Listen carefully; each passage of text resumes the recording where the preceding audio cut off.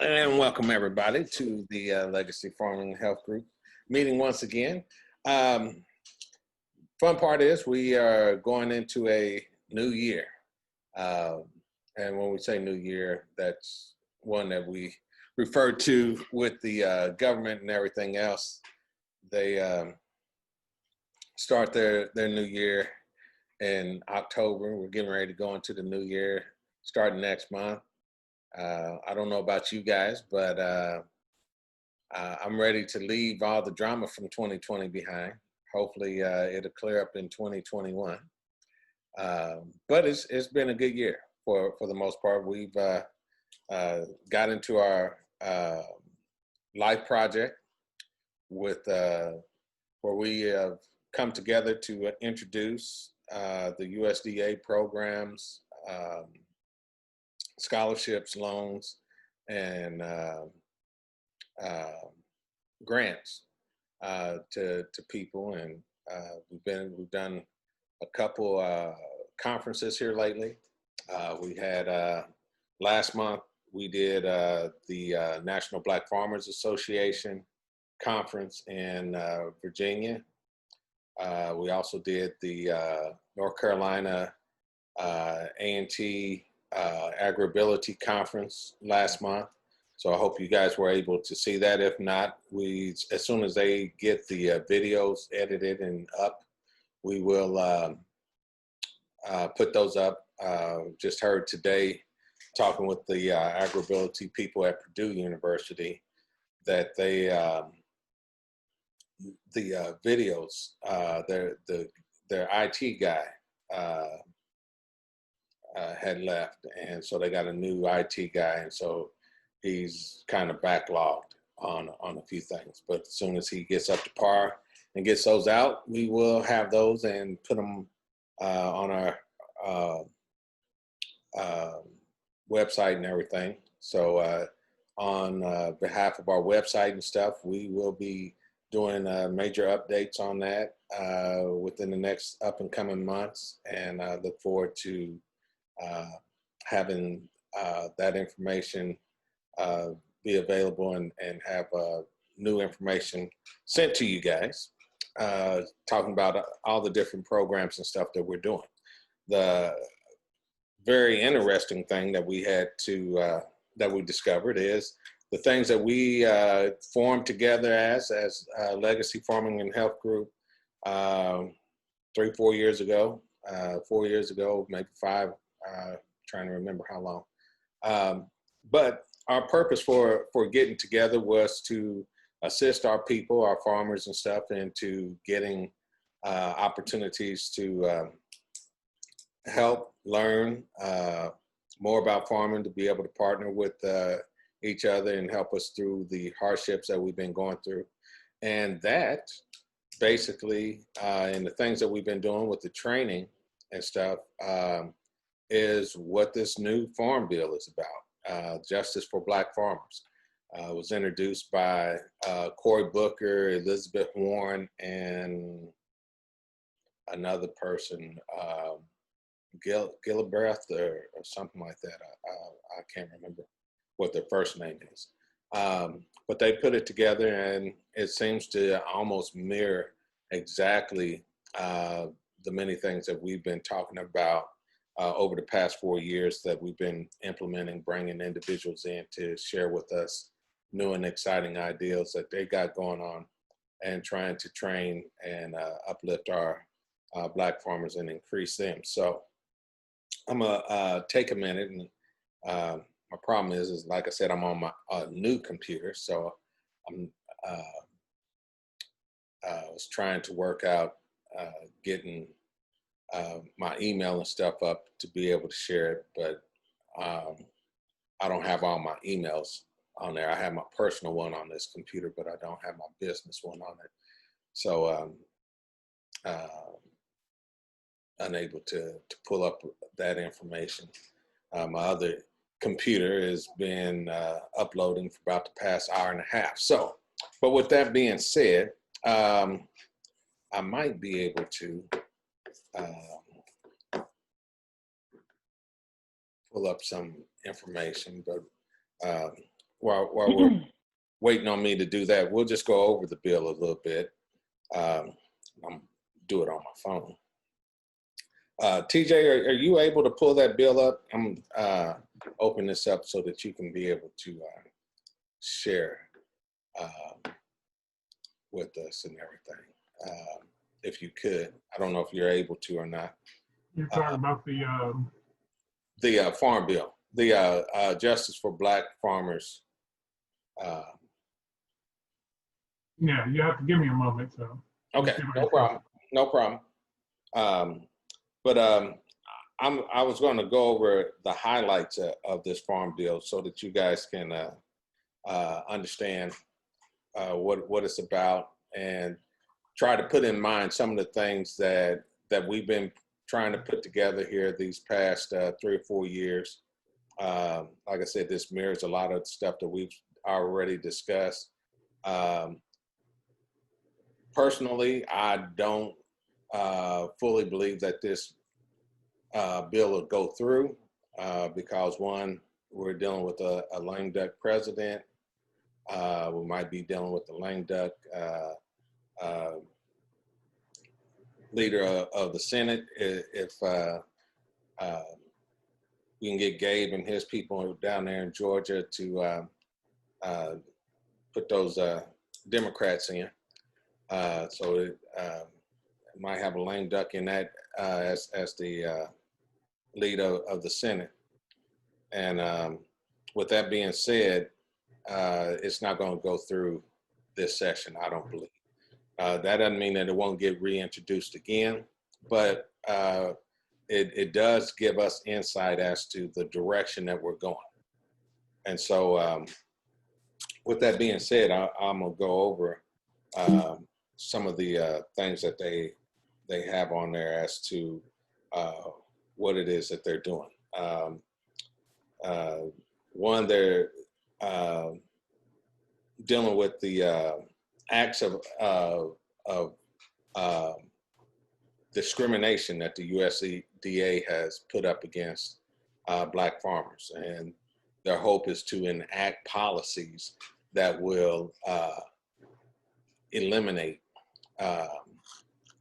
the discrimination within the USDA, which I think, as we all know, to eliminate racism is a hefty deed to try to take on. So I think they'll end up lessening it, but you have to change the heart of people and their mindsets in order to eliminate the racism that is in the discrimination.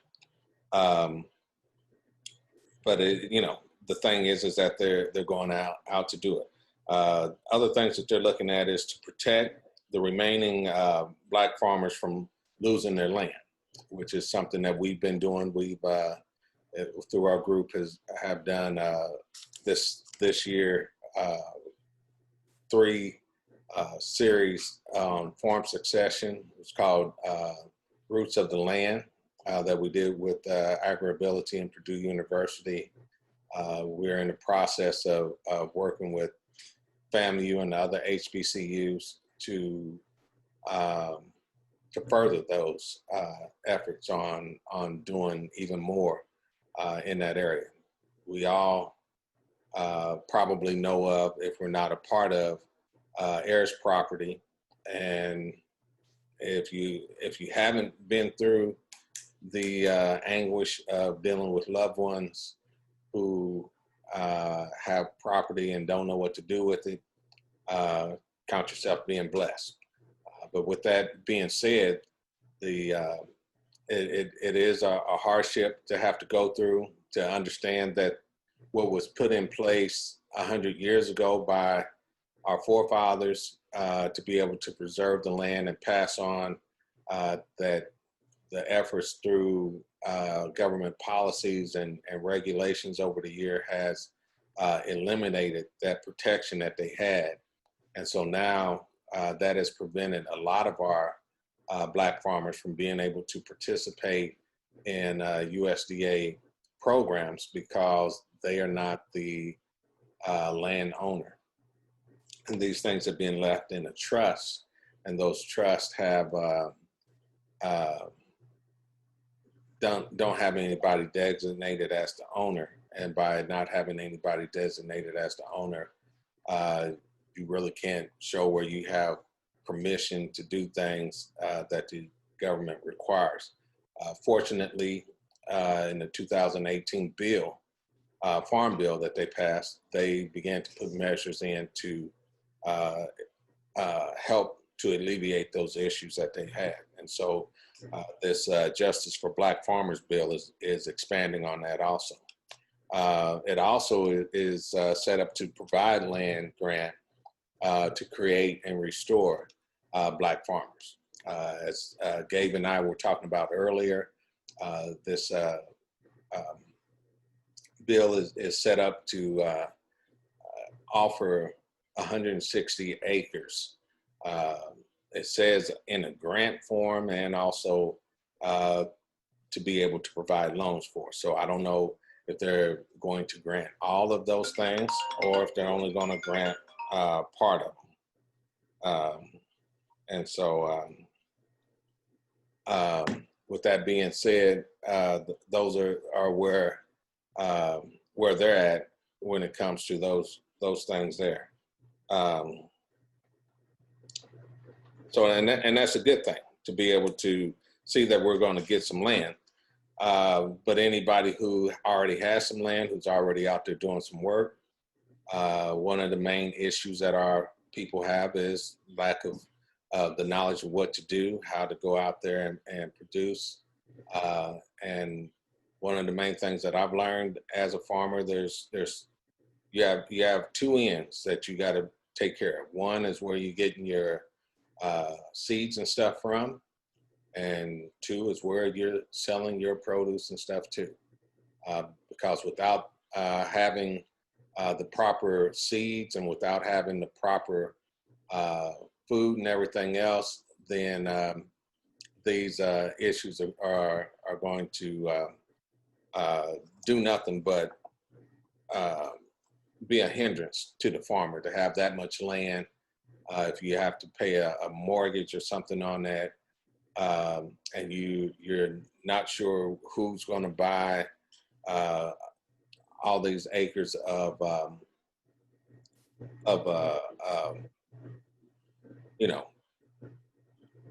yellow meat watermelon that you're growing, then it's not going to do you any good. So there's a lot of things that are good intentions, but I think there are things that are going to have to be able to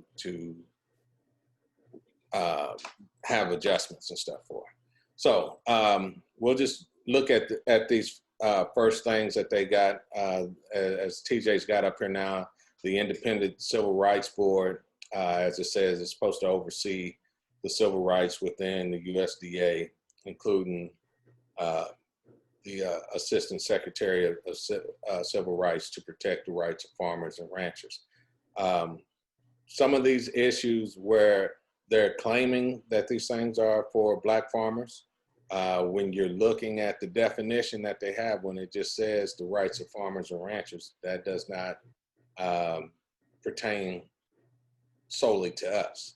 So, these are some of the things that we have to be mindful of, or that these things are out there, but it doesn't mean that they are solely for us.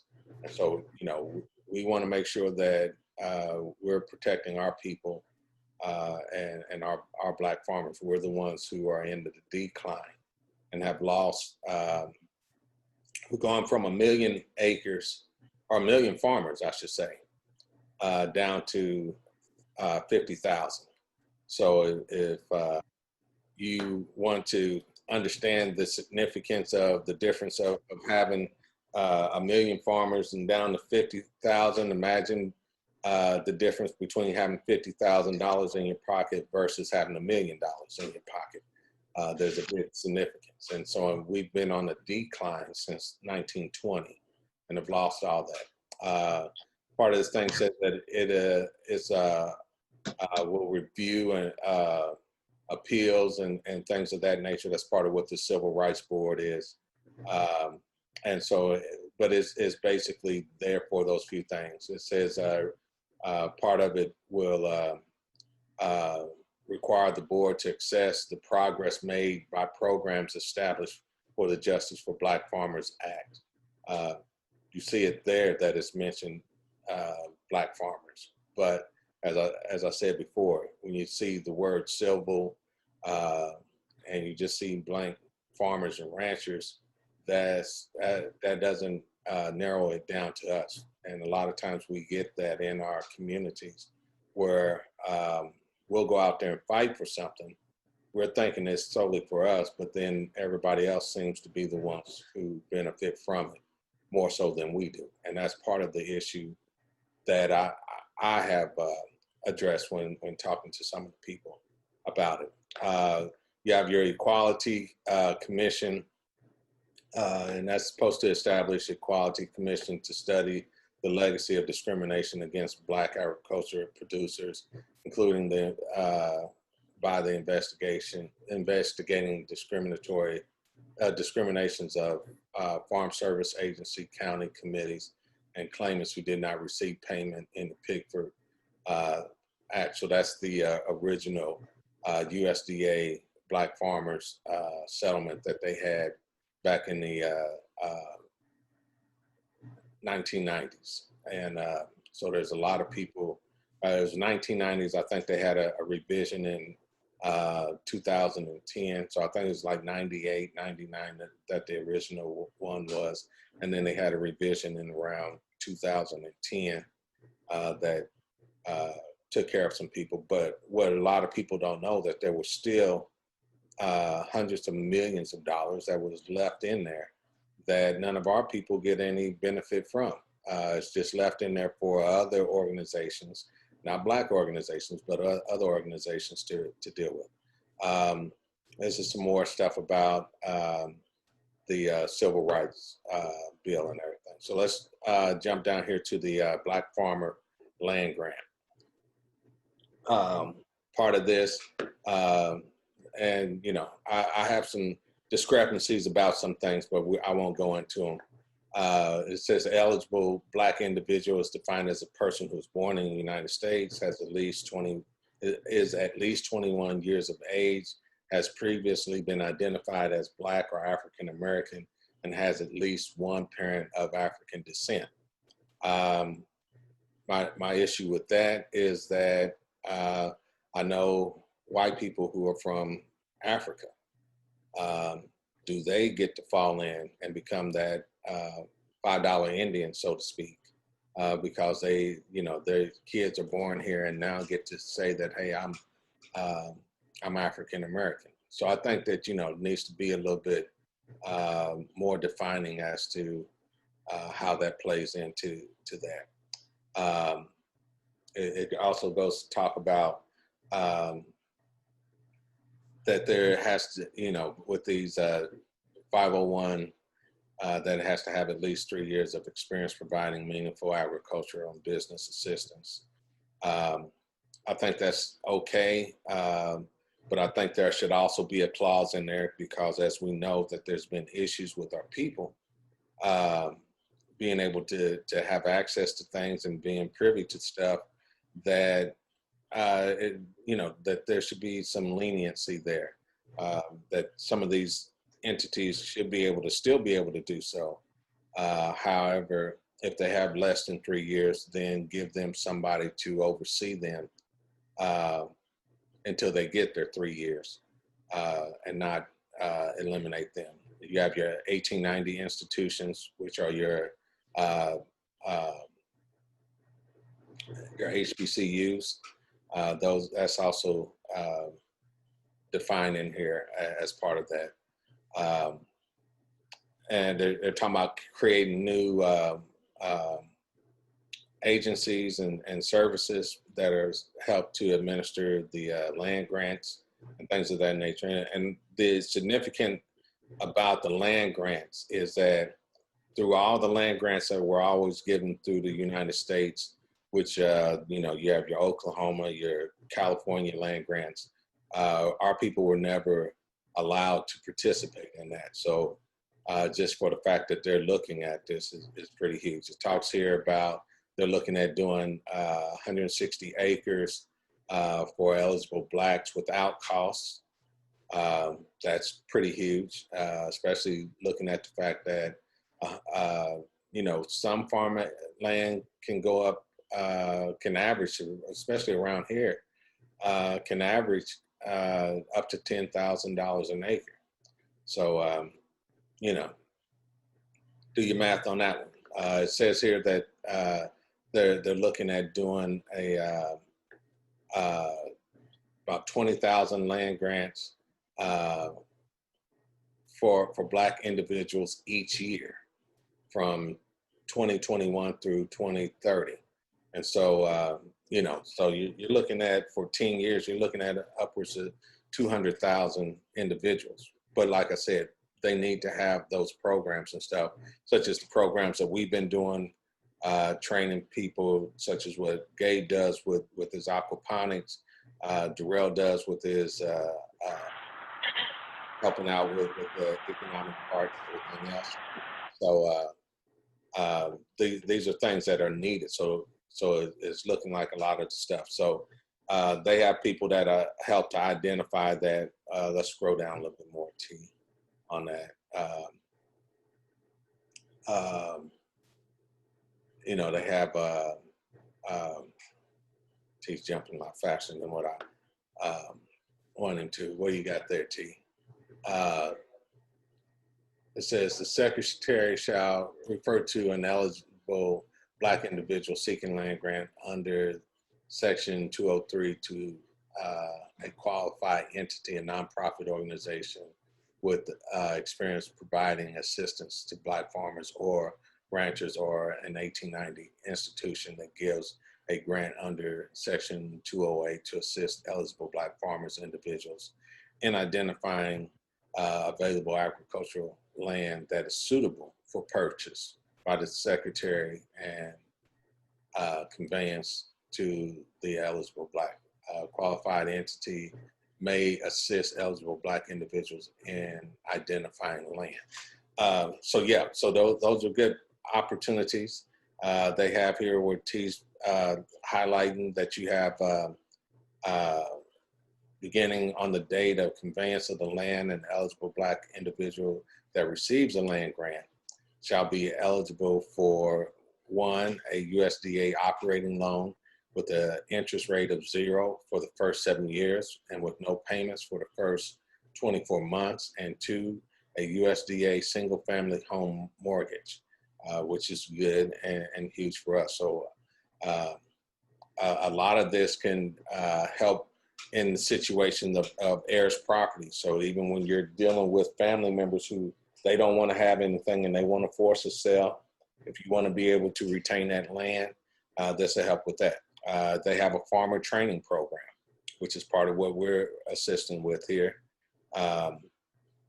which is the farmer training program is a condition on receipt of the land grant. An eligible Black individual without prior experience in agriculture shall be required to complete at no cost a farmer training program provided by a qualified entity. The farmer training shall also be eligible at no cost to any eligible Black individual with prior experience in agriculture and to any other socially disadvantaged farmer or rancher. That's part of what you got to watch out for, and to any other socially disadvantaged farmer or rancher, because that qualifies for a lot of other people to be able to come in, and they haven't really gone through all the issues that we've gone through. You get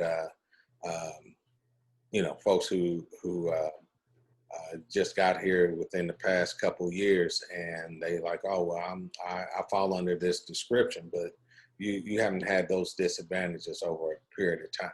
So anyhow, let me jump down to the grants that they're going to provide programs to provide grants to qualified entities for use of operating amounts to support eligible Black individual in identifying land, including developing proposals for how the land may be subdivided to support eligible Black individuals in acquiring that land through the land grant by including by submitting applicants on behalf of the eligible Black individuals to support individuals in startup farming operations on that land,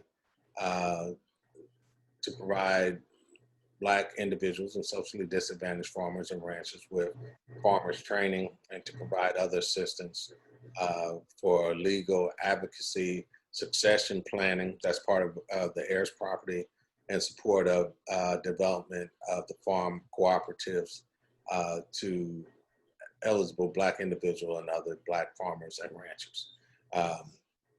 Then it goes down here to talk about the Farm Conservation Corps, which this is very interesting also.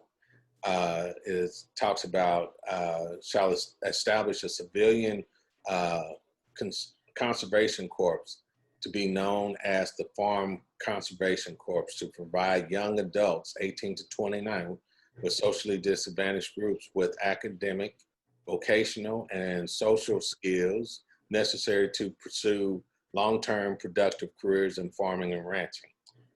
Also to provide to each member of the Farm Corps up to 2 years housing, substance, clothing, medical attention, transportation, payment for work performed. Members of this shall serve as on-farm apprentice at no cost to the socially disadvantaged farmer and rancher, beginning farmers and ranchers and certified organic farmers and ranchers with an individual gross farm income up to $250,000. To the maximum intent of practicability, they shall enroll not fewer than 20,000 young adults in Farm Conservation Corps each year from 2021 to 2030. So that's huge in what they're providing there. And so these are the things, one, we need to speak out on. So when we have an opportunity to talk to our congressmen, to our state representatives, to our senators, anybody that is out there that can make any advancement for us, these are the things that we need to be speaking out on. These are the things that we want. We want this and some. It talks about funding to the HBCU, the Historic Black Colleges and University. So they're providing up to $500 million per year for 10 years for HBCUs, which is substantial. It also says that they're doing a National Scholars Program, the USDA 1890 National Scholars Program, which we've been promoting since we've been on here. Is due in January 30th. Goes to any eligible senior in high school that is getting ready to go into college. You can even get it even if you're in college. But it's a scholarship that is provided by the USDA, and it provides all those things that is said above for your schooling, your room and board. It gives you medical insurance. It gives you a job and things of that nature for the time that you're in there. So they're authorizing $20 million annually for this fund.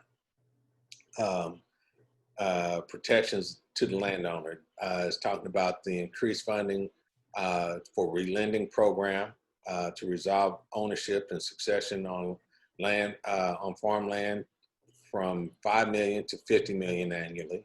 Extend the funding for reports on land access up to $10 million annually, and lowers the on-farm income requirement from 50 to 30% of the family farmers to file bankruptcy. So what that means up there, used to be that in order to be able to file these special bankruptcies and stuff like that, 50% of your income had to come from farming. And so now they're saying that they're going to drop that from 50% to 30%. So if 30, as long as 30% of your income comes from farming, you can be able to file under these special programs. Um, and that's substantial because a lot of times with our Black farmers, we our annual uh, income as far as farming is concerned is like maybe a quarter of what white farmers have with the same amount of land and stuff like that. And you know, they're due for certain reasons. But the thing is that because 50% of their income doesn't come from farming, they are not able to write off certain things, and because of that, they lose their land. So they're doing this to help those farmers be able to do that. Jumping down to the access credit for minority farmers, authorizes funds created of a new socially disadvantaged farmer rancher bank to provide financing and grants to Blacks and other socially disadvantaged farmers and ranchers owned financial institution. They increased the USDA farm ownership loan budget authority to 10 billion. The operating budget to 10 billion, provides the Farm Service Agency loan eligibility for farmers on heirs property if they provide USDA with a tenant in common agreement containing certain information. And that's part of what the issues were before. You have somebody who's been living on the land for 50 years, great grandmama dropped it down to grandma dropped it down to daddy dropped it down to you've been working the land and everything else, but there's a bunch of other folks that are out there now. You try to go get loans and stuff, but the property is not in your name. And you know how it gets sometimes when it comes to money. You go up there and say, hey, I need this to get a loan, and people are like, oh, you're getting a loan for the land where I need to get my cut. And that's been an issue. So this is to help those situations there.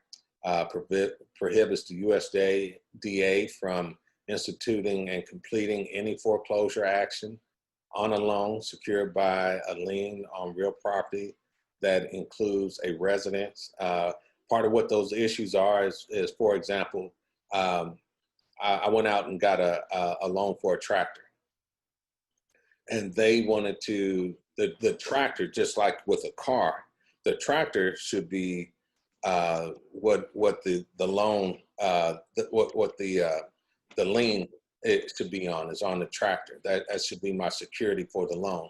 But they also wanted to try to place it on my property, and so we wouldn't allow them to do that because that's how they rip us off, and that's part of the practices that they've been doing. So let's unlawful practice prohibits meat packers from procuring livestock to slaughter. I'm not into the meat packing part, so I'm not really sure what all the effects are. I was hoping that we might have Joe Collard or somebody on here who deals with with the livestock and stuff, and that they could help out. But with that information, I know that there's issues, you know, I see with the unlawful practice when it comes to seeds and stuff. But you know, they have to be transparent with their contract with the grower. Prohibits the use of a tournament and ranking for paying contracts of growers and stuff like that. So these are things that are being used against us in the past. Requires that 50% of a covered packer's daily slaughter livestock comes through spot market sales from non-affiliated producers.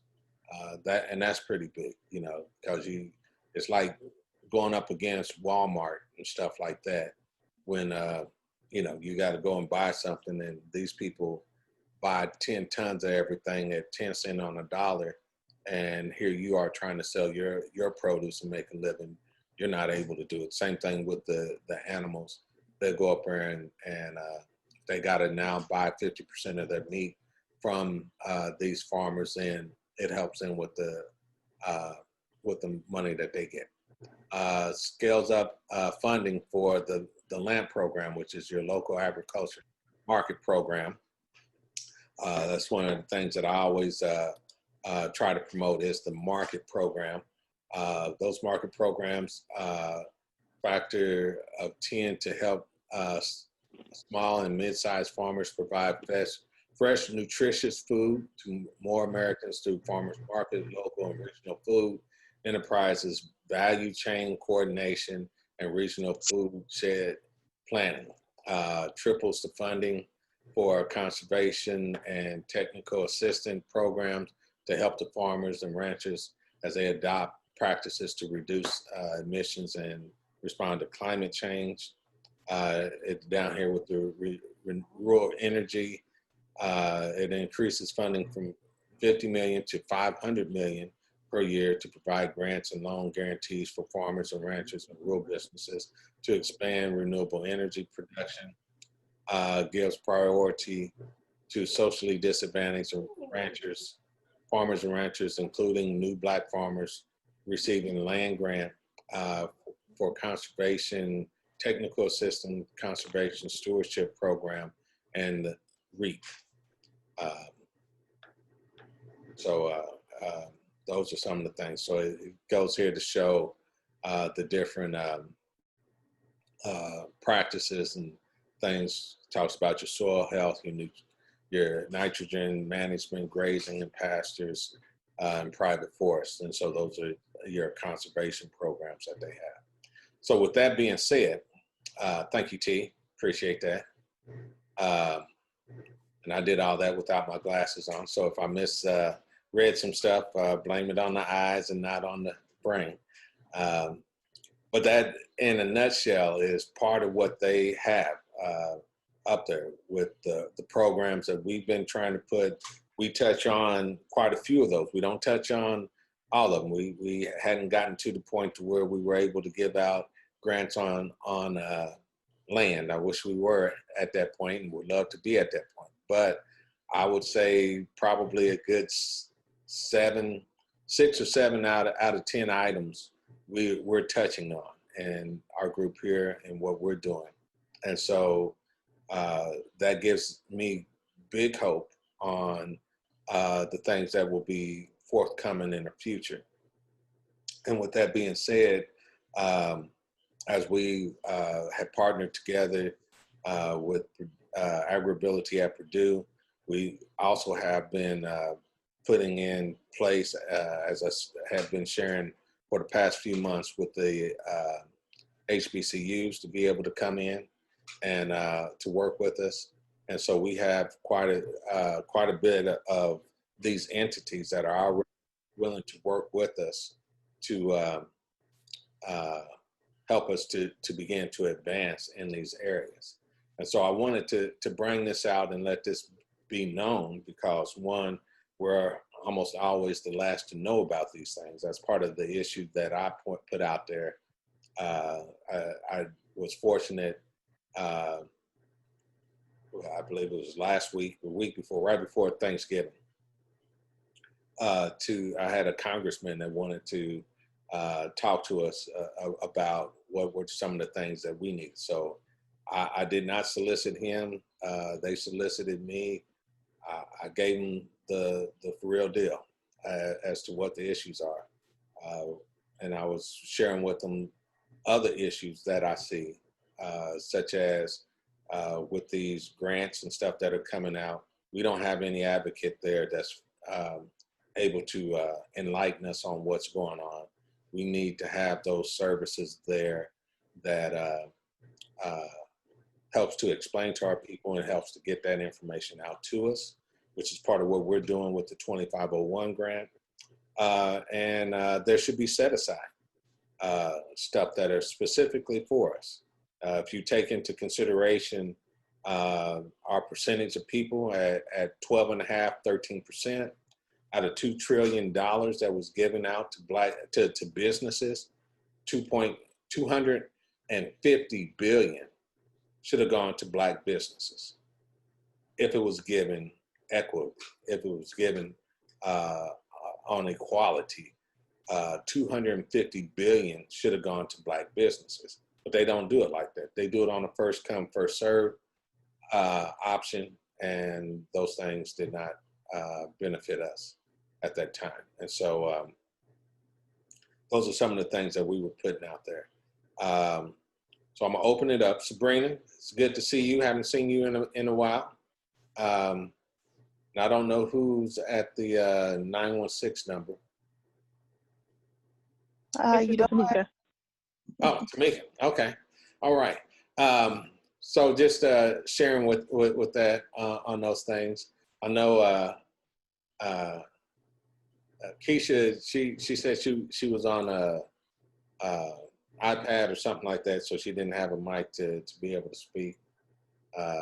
But in hearing what's going on and seeing what we're trying to do, understanding what it is that you're hoping for, what your needs are there any questions, anything that anybody would like to toss out there to give us some direction as to how we can help to direct on our end or better serve these things? You see this as a positive, as a negative? Yep. Is that written in stone? Has that already passed? Who's asking that question? Sabrina. Oh, Sabrina. All right.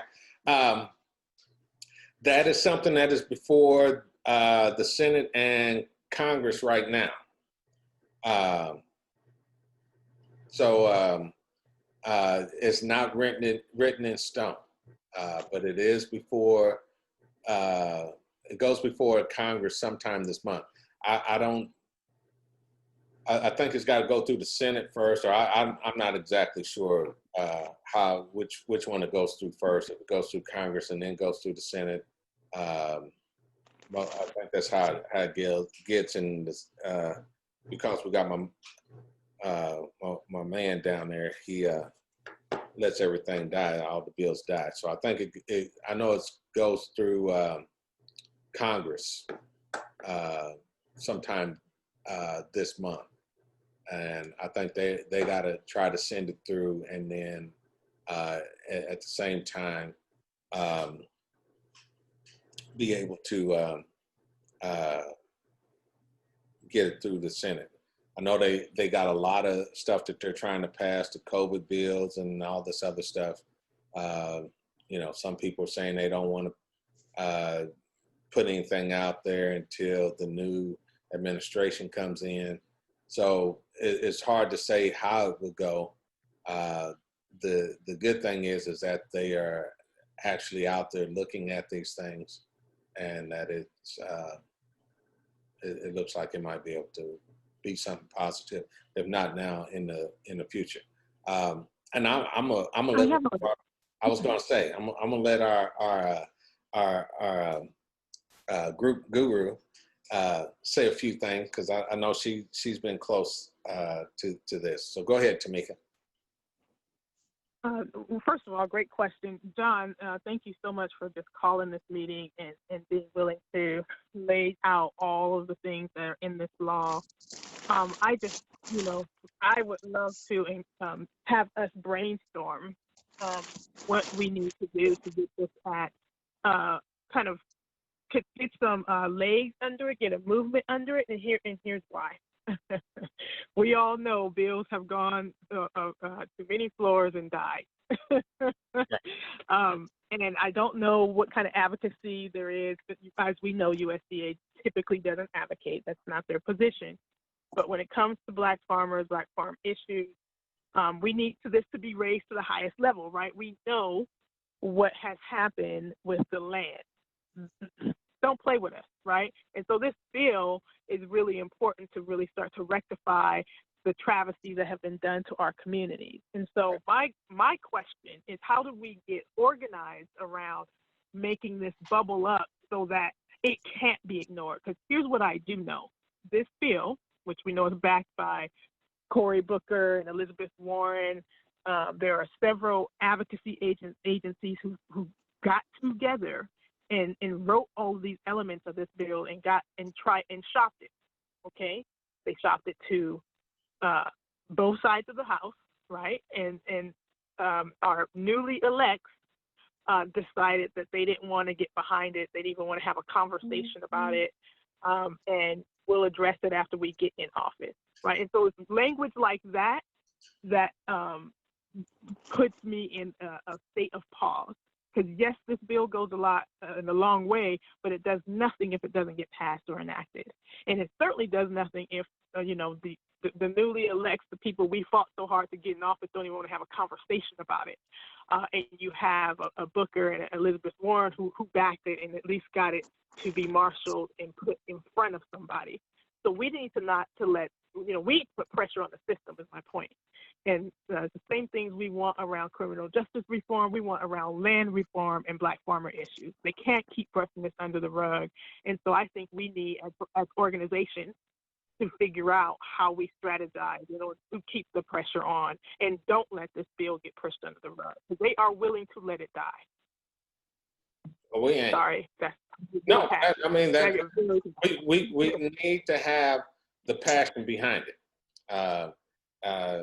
And I'm gonna clean up the language, but when one of my favorite series of shows was American Gods, and in that show, there was a character who says, "Oh, I see he's getting angry. I like angry because angry gets stuff done." And he didn't put it quite that PG, but he's saying that with that passion that comes along with it, that passion gets stuff done. So we have to be passionate about this. This should be something that is at your core.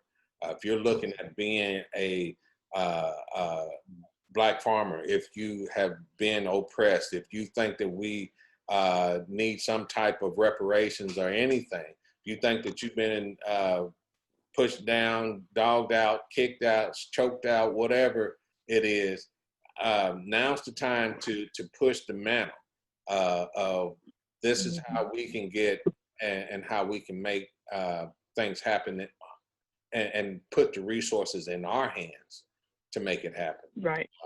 And so that's So what some of my thoughts on John is if there's ever been a time to leverage platform access, now would be that time, right?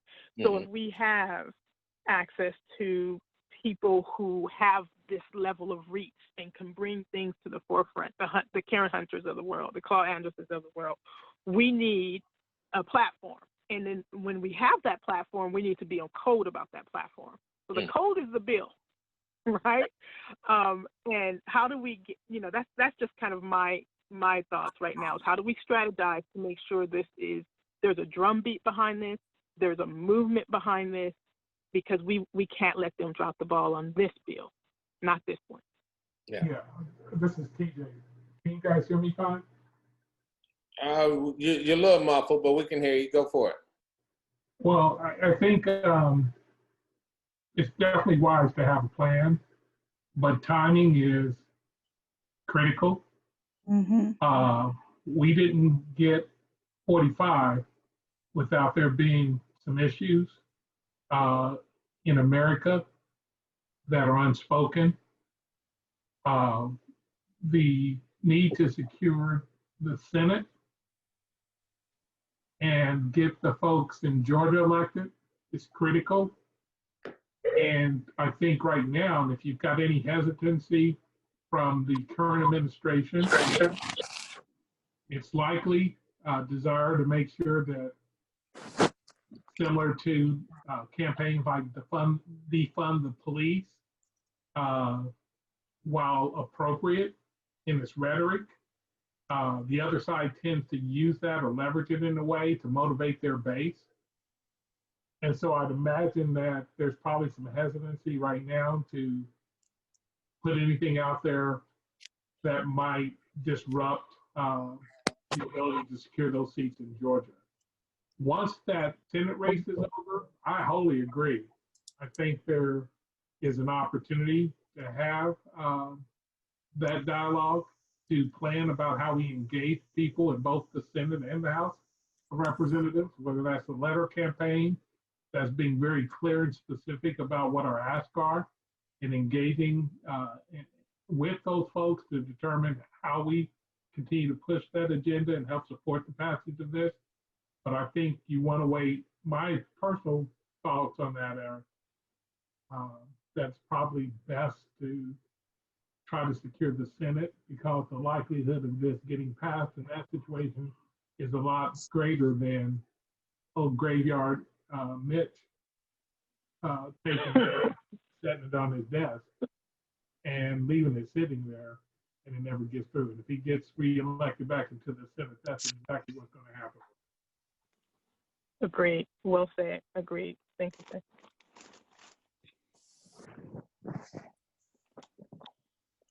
So I don't know if you guys are reading the chat. Keisha put in some great information, and I would definitely like to get some more information on what she's offering and everything. I appreciate you guys. I'm trying to copy the link and everything and talk at the same time. As you guys know, I have difficulties walking and chewing bubble gum, so I have to stick on task. But yes, Keisha, we would definitely love to hear more about Julian, and be able to see what we can do to work some stuff out. These are part of the plans. The fun part about this bill is that although it may not be put out there wholeheartedly, we do know that there are some subparts that are already being funded through grants, and so we can still kind of piece part of this together, especially in the areas that we're already working in. And so this is where I would like for our focus to really begin to grow in. Go ahead, Sabrina. That's okay. She already said what I was, was going to say. Oh, okay. You know, there's nothing new under the American sun. So they're always leave those loopholes. It try to beat us at the door before everybody else. So we definitely got to have all those bases covered for real. Yeah. You know.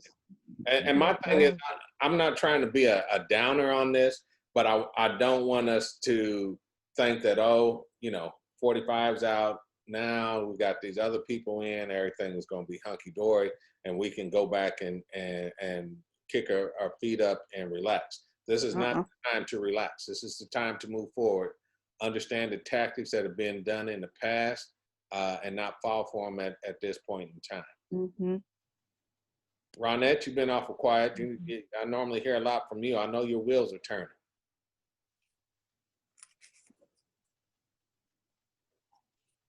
She just went on mute. Oh, I'm listening. I'm taking it all in. I'm doing two things at once. Okay. All right. But I'm got you. Gabriel Mosley, how's it going?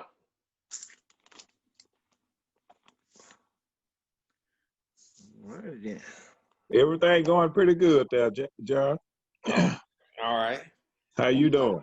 Oh, I'm doing good. I'm doing good. I know you kind of came in at the tail end of things. Yeah. Make sure I get the replay. Oh, most definitely.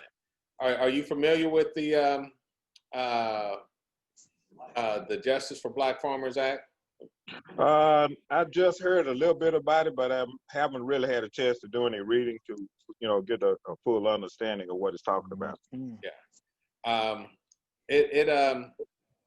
It just came out right before Thanksgiving, so it hadn't been out long as far as being public. So it's something that just recently been introduced, and so our thing is while the iron is hot, let's ride the wave. So, you know, and that's part of what we need to do. We need to start getting focused in on how do we make these things happen. As I've been being taught by Dr. Claude Anderson, first you make your money, then you get your politicians, then that's where you begin to make your policy changes and stuff like that, dealing with the all that stuff, and the last thing you worry about is the education. But once you get the money and you start controlling those who make the policies, they're the ones who will control the police. They're the ones that will control everything else. And so we have to start at that foundation of making sure that we're getting funded for the things that we need. These other folks get funded, and so we need to begin to take our lion's share. I agree with you. Yeah. TJ, well, hold on. We haven't heard from Darrell. I know he's another one that normally has a wealth of stuff to add to it. Yeah. So the first thing that comes to mind in my mind's eye is to identify and I think I've heard this said, but maybe in a different form, but identify this group, our group's core strengths, and that type of thing, and hone in on that to produce to produce a conglomerate of services to be able to capture what we're trying to obtain. That's very critical. You know what I'm saying? So, for me at this point is not about, I'm just nothing against anybody here, but it's not for the bystanders. It's not for the ones who signify. It's for those who have a plan, who is actually currently working a plan that we can put under this umbrella to be able to present on a larger scale.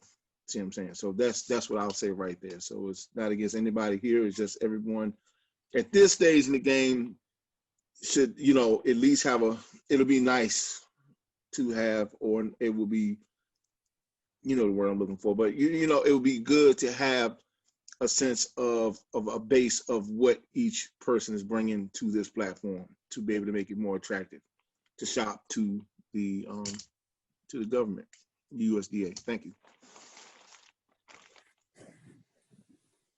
All right.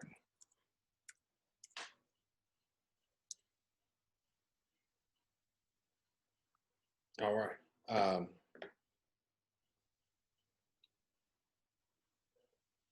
MD. Can I get an amen? Amen. I said all right. I will give my all right. There's only one person in the church. Yeah.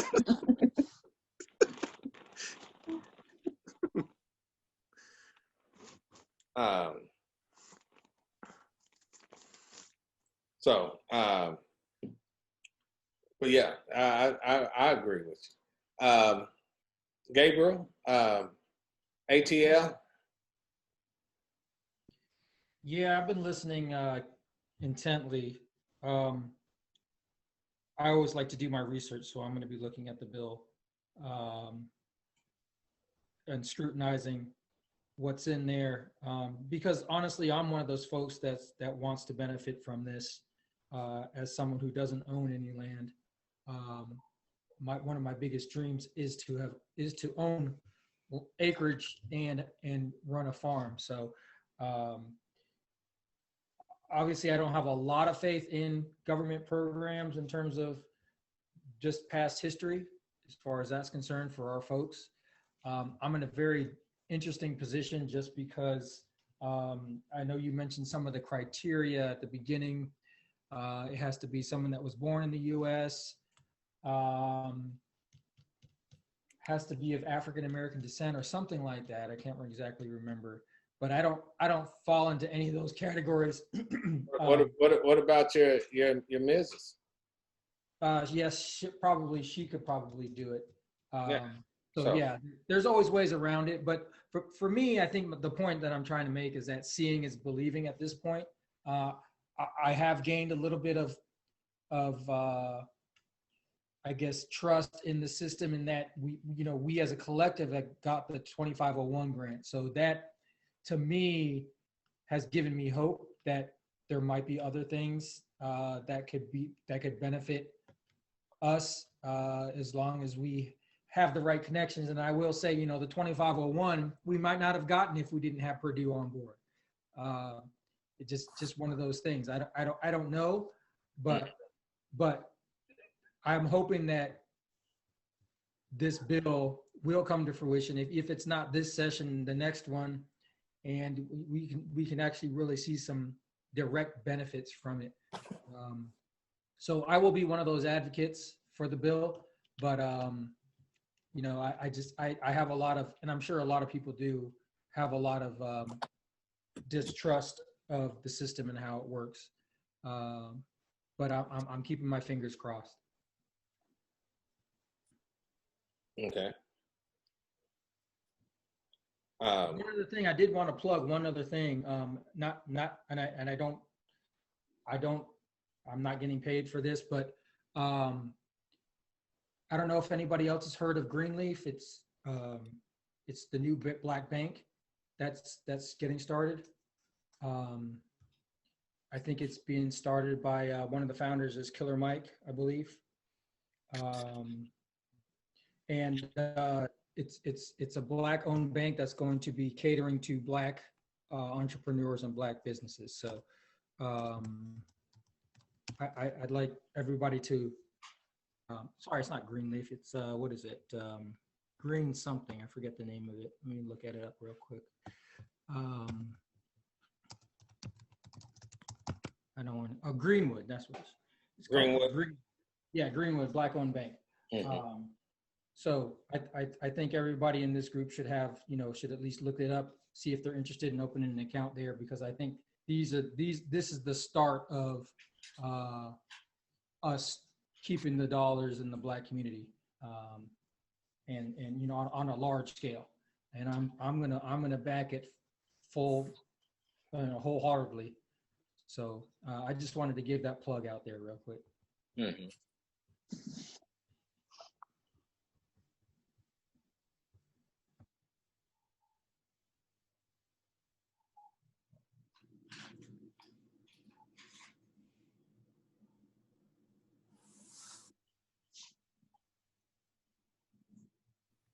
All right. Okay. MD?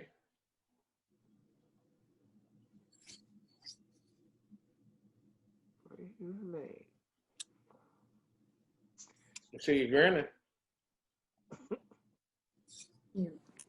Yes. Okay. We want to know what your thoughts were. Well, I'm over here, I'm making notes, and I'm like Gabe in ATL, got some research to do. Yeah. But it sounds good. I've got a couple of things I need to research. Yeah. This is something that we really need to focus in on. Like I said, in a lot of things that we're doing, these are the areas that they see that are needed. As I said, the plus part is that we see that they identify with a lot of the things that we're already trying to do. And I think it would be very beneficial for us to really put that surge in right now, coming together, working together, and making this surge happen. As Tamika said, we need to make sure that this information is not dropped, that we go in with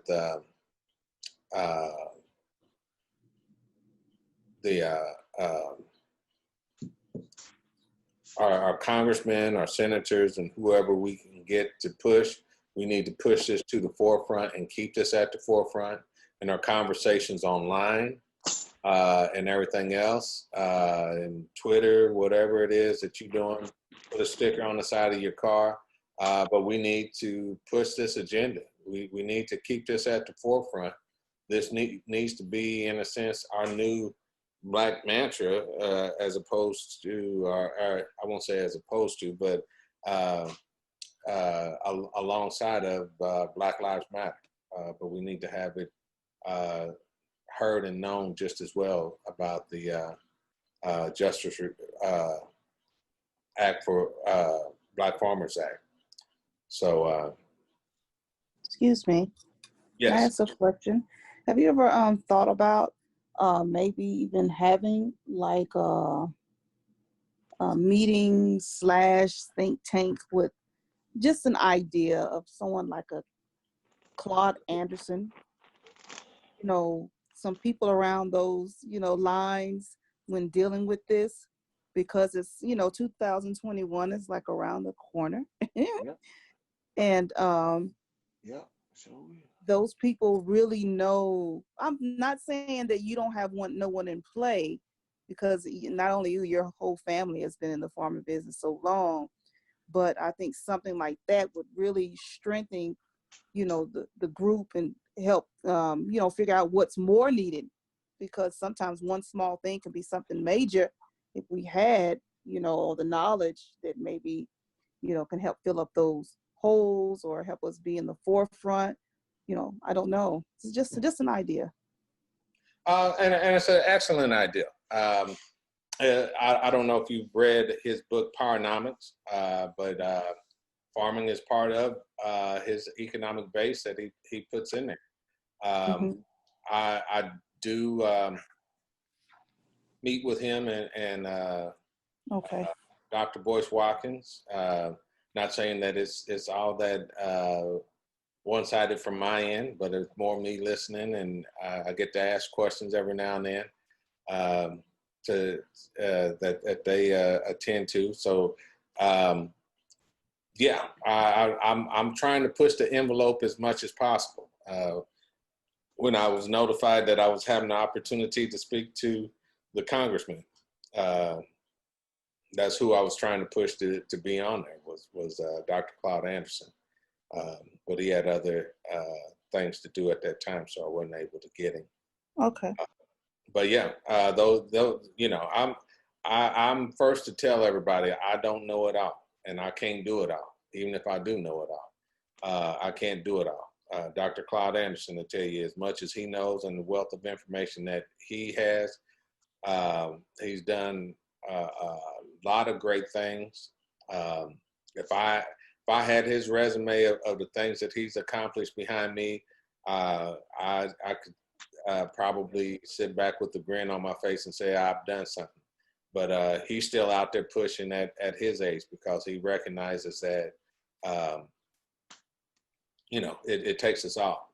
And so and that's what we have to get, that mindset that it takes all of us. It's one thing to be on and saying, hey, I'm part of a group. It's another thing to be on and say I'm part of leading the group. And so and that's where we have to be as a group. We all need to be on there pulling and asserting in the manner in which we're doing, making sure that we're all pushing the envelope the best that we can to assist everybody. But with that, it comes the fact that you have to have clear understanding as to where it is that you're going and what you're trying to do. I understand. Thank you. Good question. I mean, I think what you said is great. It's definitely needed, because that's where I'm at. I can push on this front, but as I share with everybody, when it comes to the technical side of it, I know I'm definitely at a disadvantage. When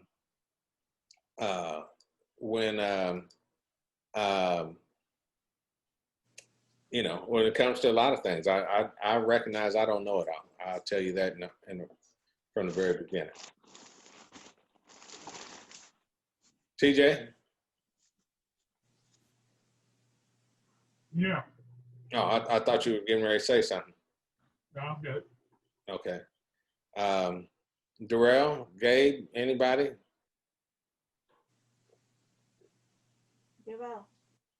Okay.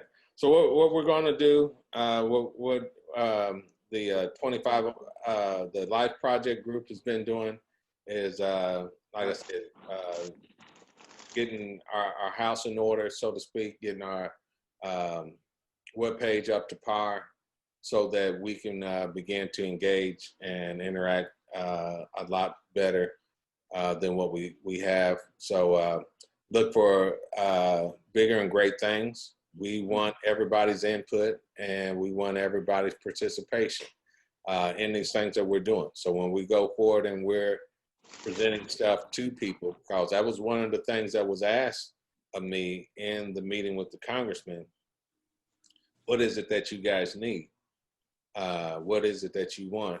And so I shared as best as I could the things that we needed, which was mainly we need some funding without limitations, and you know, and support. So I still believe that that is what we need, but we need to come with a clear plan. So as I've shared with people before, whatever it is that you're looking at doing, I know it may not seem obvious to you right now, but I'm a firm believer that whatever you already have in hand is what it is that you should be doing. So if you like making popcorn, caramel popcorn, then that's your niche. Right. Start there and roll from there. You know, you know, it doesn't matter what it is that is your niche. You may not understand or see how it fits in, but if you've been given that gift, then that gift is to be utilized to edify the group as a whole. And by edifying the group as a whole, we all get to grow. And so don't be bashful, don't be shy. Now it's not that time, because trust me on this. After Obama, we saw what we got.